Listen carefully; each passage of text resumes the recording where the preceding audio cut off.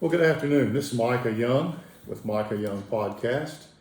Thank you for joining us today, and we're excited about what we have to share today. If you like what you see or hear, just click like, or if you go to YouTube, you can subscribe and you'll get a notification every time there's a new one out. And we appreciate your involvement, your participation. Today is a real honor. I have a very special friend here with us today. This is Sonya. And Sonya and I have known each other over 20 years. I actually met her before she met the Lord. And we became friends and had a connection at that point. And the Lord has just done some awesome things in her life. She is one of the most successful businesswomen that I know. And it's always an honor to be a part of her life. And so, Sonya, thank you so much for being with us today. I appreciate our friendship and our time together. And I'm going to let you just kind of start and tell us a little bit about yourself and where you came from and up to this point. Well, I'm going to start with a fun fact. So I am an 8th generation Texan. Okay, and I'm related to the only two native-born signers of the Texas Declaration of Independence. Really? Yes. So, raised in San Antonio, generations from San Antonio, and my dad was, he joined the Marines to get his education, to get the GI Bill and to get his education, and education was very important to him. And he graduated from St. Mary's with a master's and went to work for the VA hospital in Waco. And I was 2 years old, I think, when we moved to Waco. Okay. And Waco was different than San Antonio. A little bit different culture. Demographics were a little bit different. Yeah. We started out going to Catholic, we raised Catholic, started out going to the Catholic church, Catholic school. And then by the time number 3 was old enough to go to Catholic school, I guess the tuition was probably prohibitive. So we moved out to the suburbs, out in West Woodway, I guess is what it's called now, Midway School District. And there was not a lot of Hispanic Catholics in that school district. And so, Waco being a Baptist town, Baylor. Yes, Yeah. very much so. And so we went to school there, and we continued our Catholic education on Wednesday nights in the CCD program. And that was pretty much my religious routine. My mom was probably the driver of us going to church. Dad was on the golf course a lot on Sundays. And that's, this is kind of all playing into my journey, the background, of course. Right. So I had always just wanted to get married and have a family.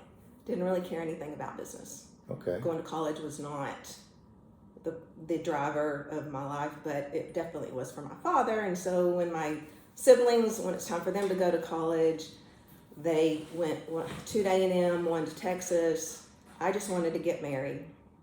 Okay. And I had a high school sweetheart and wanted to get married right out of high school. And Dad's like, well, if you'll just go away to college 1 year and you still want to get married, we'll be all for it. And so I did that. I went to Texas State now in San Marcos and saw him every weekend. And I'm like, okay, Dad, I'm done. Did my duty. I did my duty. I got married 2 years later, got divorced. But I did get a year and a half of college in full-time and ended up getting a job full-time at Texas Power and Light back then in downtown Waco. That was early, yeah. Yeah, I was 19 when I got the job. Okay. And after the divorce, I'm like, I got to get out of this town. So I moved to Tyler, transferred with the company to Tyler, and they had a junior-senior year college program at the University of Texas at Tyler. It was only the last 2 years. Okay. So I had enough credit because when I was working full time, I was going to college at night. My dad, that was he just promised me you'll continue this. And it got to the point where, Dad, I just don't really I'm the only one of my friends in my 20s working full time and going to school at night. I'm like, this is just not what my, flesh wanted to do. What you had in mind. And so Dad's like, well, do you really want to be the only one of your siblings without a college education? I'm like, okay, I only had a few years. So 10 years later, I get a degree and got a job interview in downtown Dallas. So I moved to downtown Dallas. And I guess I was working my way up to various positions and got an opportunity for the sales, after the market deregulated in, I guess, 2002. I got to this opportunity to be in the sales group that I actually started 5 years prior to that. Okay. So that's when I met Carlos. I've changed from Texas Power and Light to TXU. TXU. Okay. TXU Energy. So I went through so many different names over those years. Yeah, it's changed a lot. So that's where I met Carlos. And it was kind of funny because there was three of us that had very little expertise. Most of the people in our group were all engineers, hence Carlos, and had a lot of experience with customer interaction, which I didn't. I was more a behind the scenes kind of person. So it was very intimidating and definitely outside of my comfort zone. Okay. So they appointed us three little newbies mentors. And my mentor, I won't give his name, but he was not anyone that I really wanted to mirror in my professional career. And Carlos was assigned to another guy that was, we called ourselves the Three Amigos. And he said, come and join us, and I'm like, great. So anyway, we got to get to know each other really well. And then he, right after the market deregulated, he left and started his own company, which you're very familiar with, Poco Energy Group. Yeah. And a few months later asked me to come and join him. So I did that, and he invited me to Grace Covenant, which is where I met you. Right. Which is probably in 2003, I think is when we met. About 21 years ago, yeah. So things changed.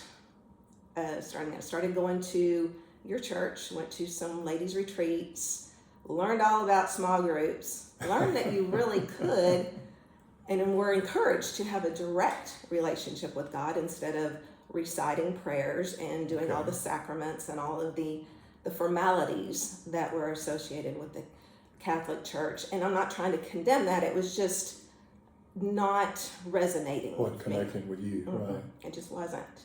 And years later, I did go to the Catholic Church after, finding the Lord, and I went back in there. It was beautiful.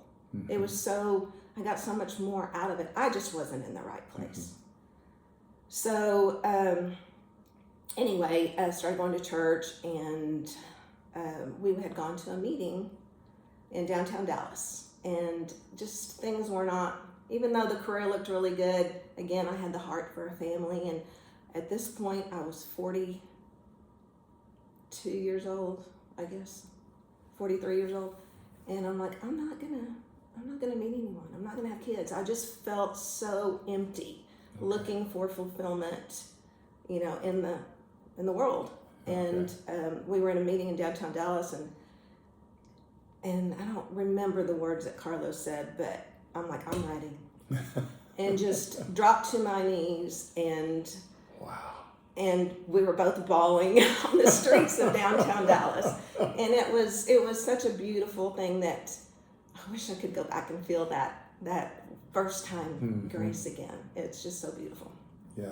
Well, let me talk a little bit about Carlos. Carlos is a gentleman that we put two churches together in 1993, and Carlos came to the first meeting of those two churches coming together, and that's how she said I met Sonya.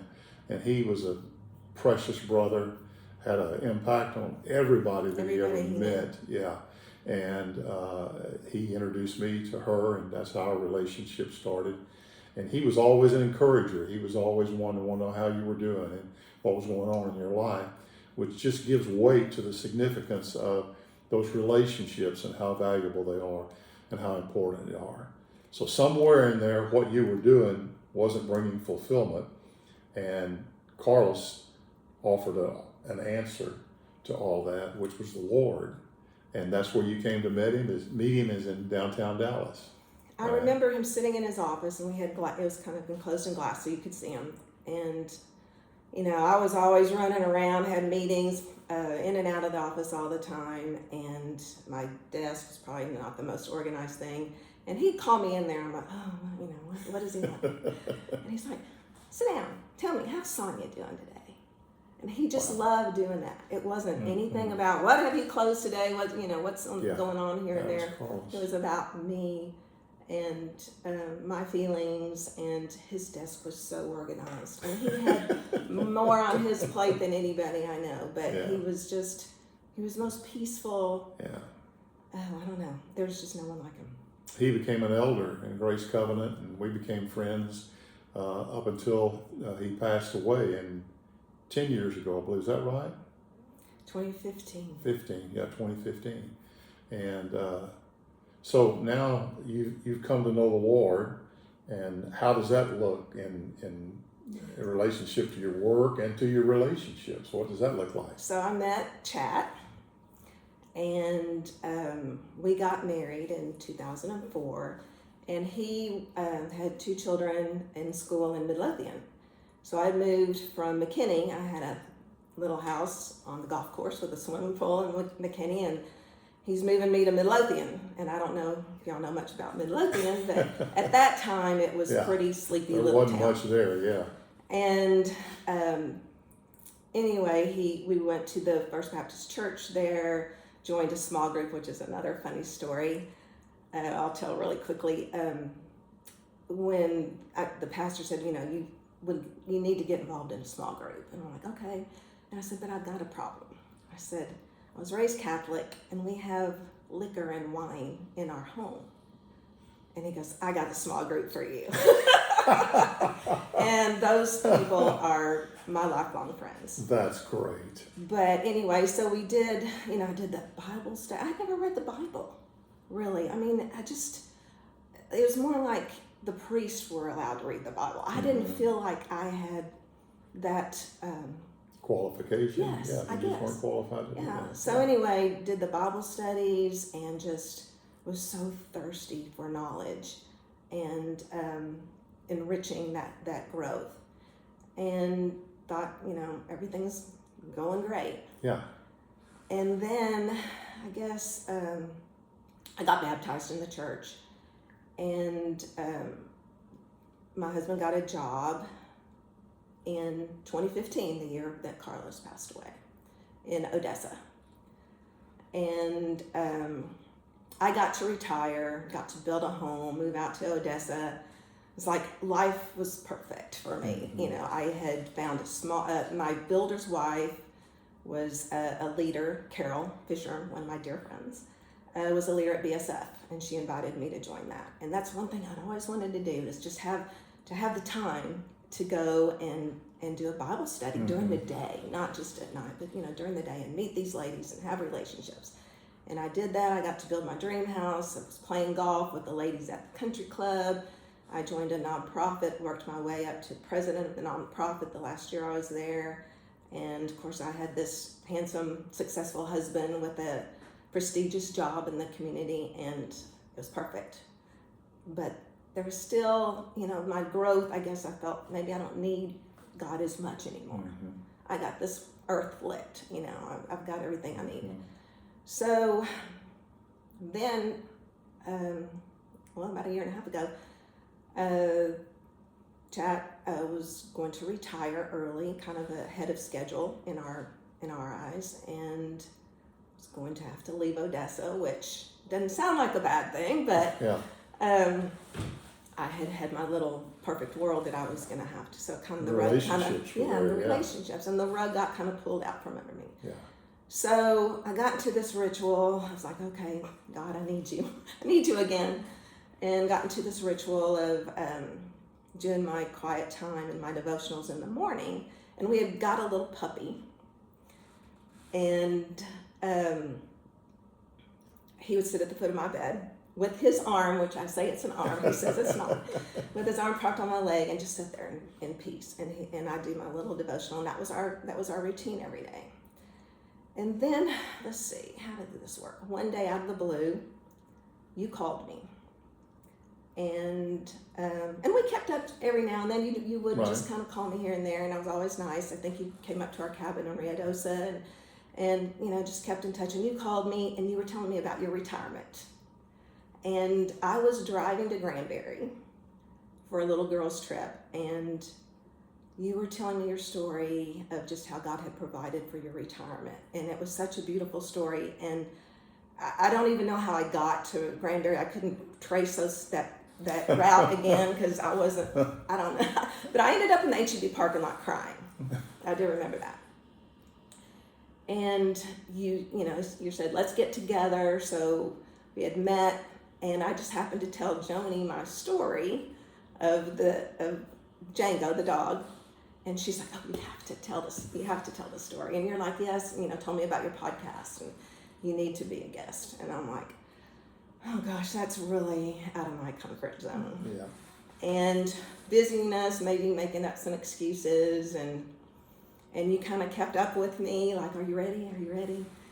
And then one day, you probably got tired of saying, are you ready? And you said, I've got something you need to read on shame. I'm going to send you some manuscripts. I'm like, shame? What's that all about, Oh my gosh, where do I start? I read the first one, and it was just like reading my life, on paper. And I realized, after reading the second one too, that the motivation for most of the things that I had done in my life were from shame. From my maiden name of Penaloza, and the Hispanic background, my teachers couldn't pronounce it. It would create anxiety every time I had to go to a new class, and they would call the name out loud, and the kids would make fun of me. And one time, my boyfriend's brother, we had some leftover fish. They did fish fries all the time, and he's like, just give it, the leftovers to our family. They can make fish tacos out of it. Well, this was before fish tacos were a thing. And it was humiliating.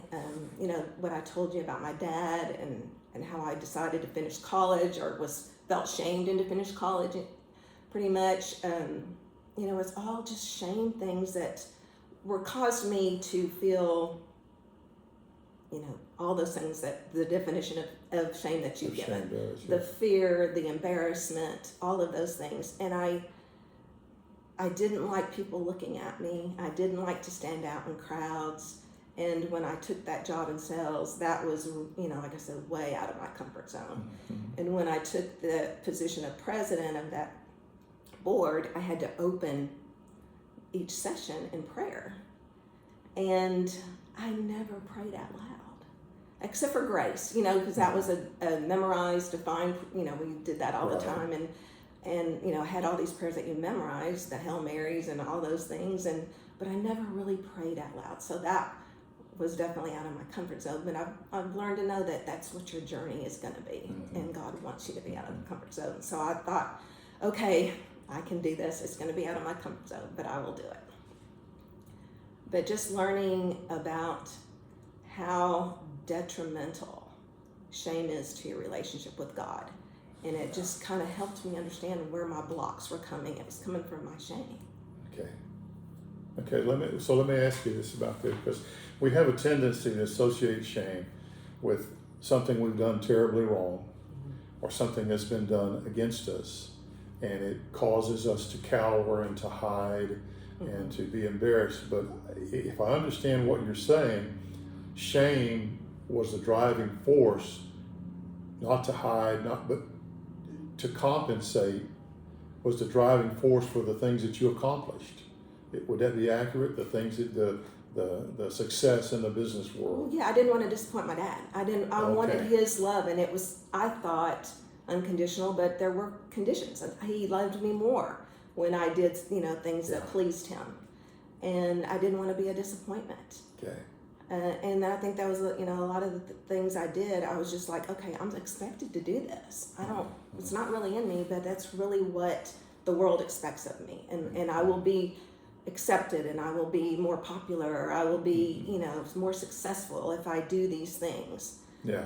And I am very grateful that I didn't turn to, bad things that were detrimental, to me or my family, but it turned to good things. But like you told me, it's harder to recognize shame in your successes. Yes, that's right. And so now we've been sold this bill of goods, or we've been given this impression, okay, now you come to the Lord and everything is fine. Yeah. Everything is wonderful.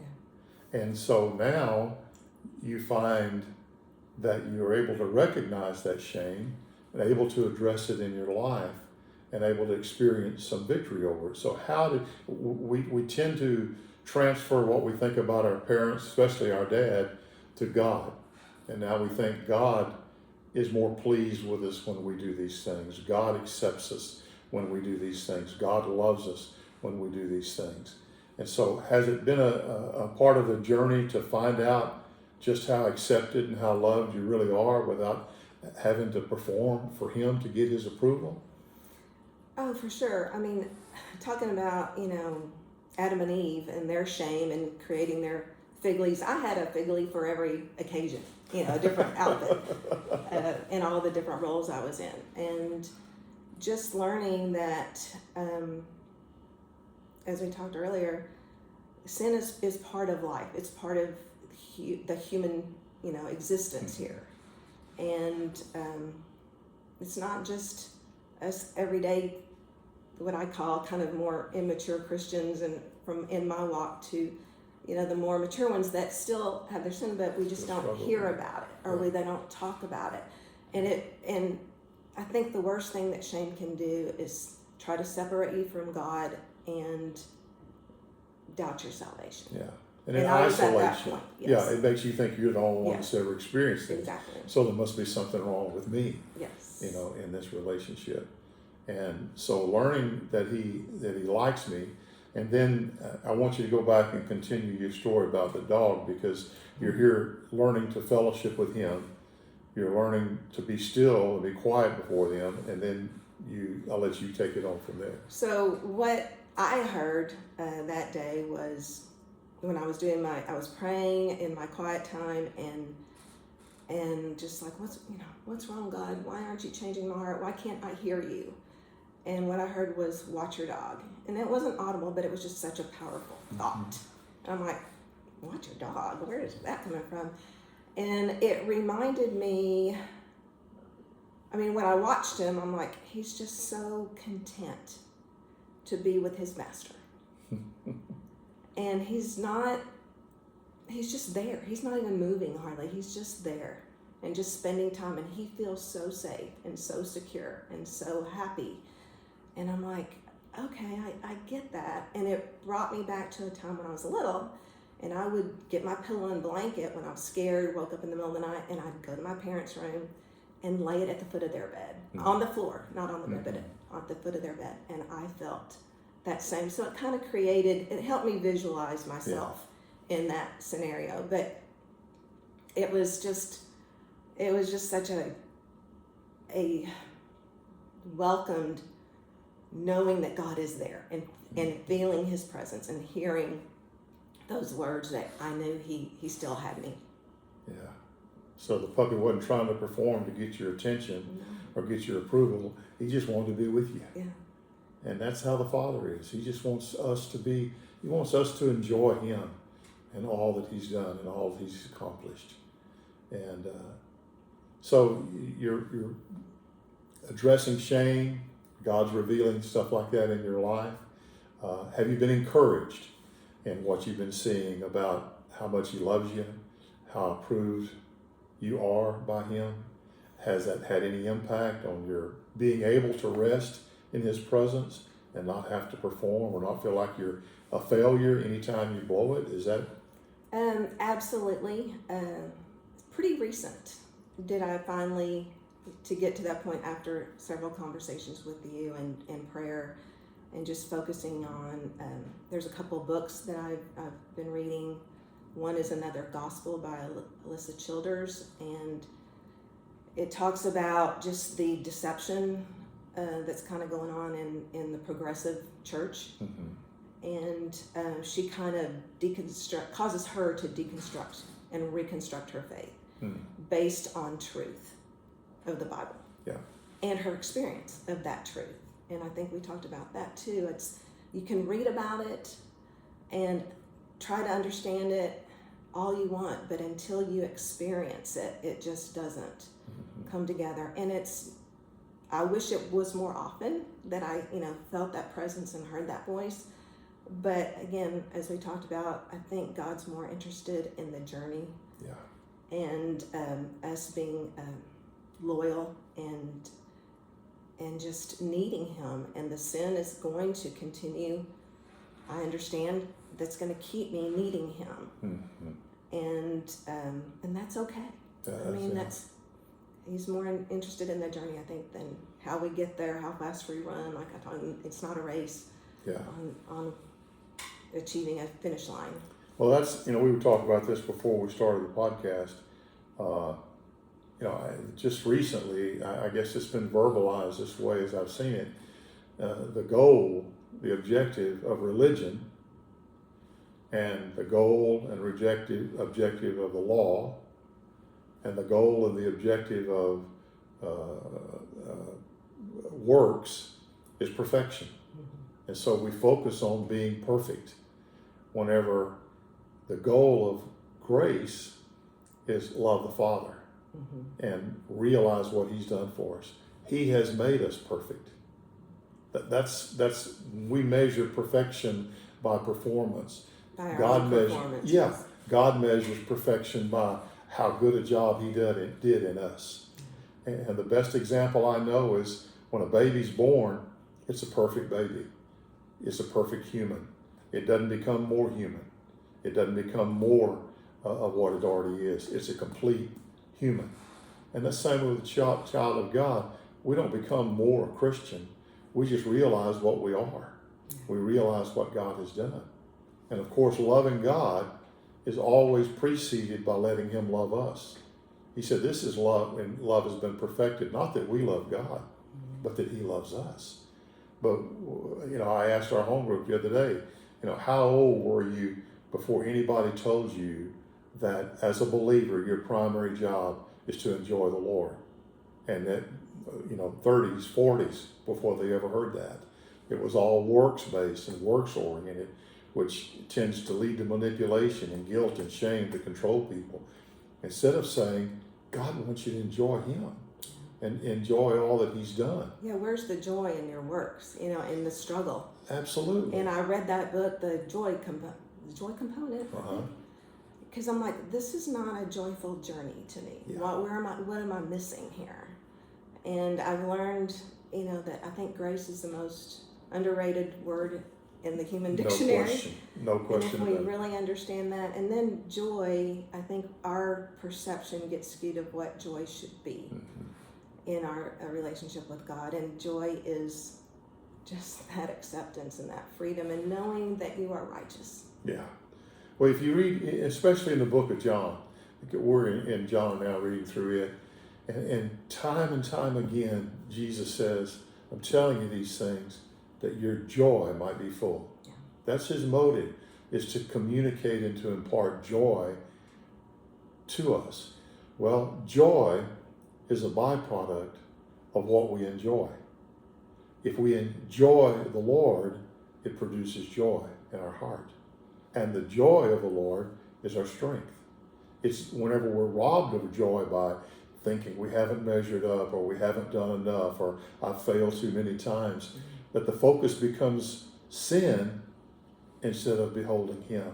Well, He said, I just want you to know how much I love you, how much I want to be with you. I could have lived anywhere in the universe, and I chose to live in you. I wouldn't pick me. I'd pick somebody else, but I wouldn't have picked me. And just the lies that we're told about ourselves and our insecurities, and even when you asked me to do this podcast, I'm like, well, I'm going to watch them all. I want to see what everybody else is doing, because I've got to do that. Have to do that well, or my story's not going to be as good as theirs. It's exhausting. Everyone who's done a podcast has had hesitations about it, and almost to the person. We just did that one with Andy Squire. We got through the first thing he said, that was fun. It is fun. Just a conversation. It's fun. enjoying the Lord. And hoping that somebody can benefit. Yeah, down that's the road. exactly right. That's always our heart, is that something we share will relate to someone else, and it will create a hunger in you to know the Lord and to know Him intimately. And Sonya, I got to tell you, it's been a joy watching you. And from time to time, the Lord would just put you on my heart, and I'd reach out to you, and I just felt kind of like we took up where we left off. But to watch what you've allowed Him do in dealing with this area of shame, particularly dealing with the confidence that now comes not because you're able, not because you're capable, Changed. not because of that, but because you're confident in His love for you and His approval for you. And I count it a joy to have you as a friend and have our relationship. And I really appreciate you doing this with us today. I loved it. I mean, when I read that about shame, I'm like, I am the poster child, for this. And then I'm like, now what?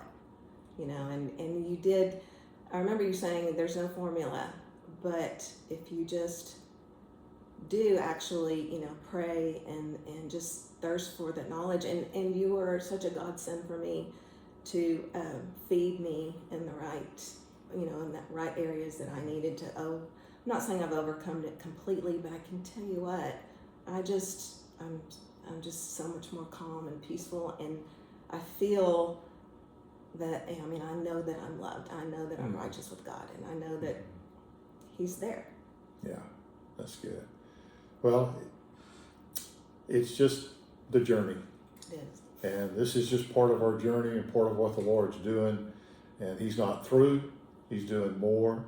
And I want to encourage you that anyone that has ever met the Lord, God has planted within their heart a hunger for Him. It's there. We're afraid of it because of what it's going to lead to. We're tentative about what's He going to ask me to do, go to Africa or whatever. What's He going to want me to do? And give up all your worldly possessions. Give up all your worldly possessions, and be poor and whatever. We try to drown it out with activities and busyness and with religion even. We try to compensate for it. But that hunger is there to draw us to Him in order to receive His love for us. That's what drew Adam to the Father. It wasn't the shame. It was the voice of God that just says, hey, come to me. I've got the answer in what you're looking for. So thank you for sharing today. And thank you for watching. And again, if you like it, just click like or go to YouTube and you can subscribe and get a notification when one comes out. Lord bless you in your journey.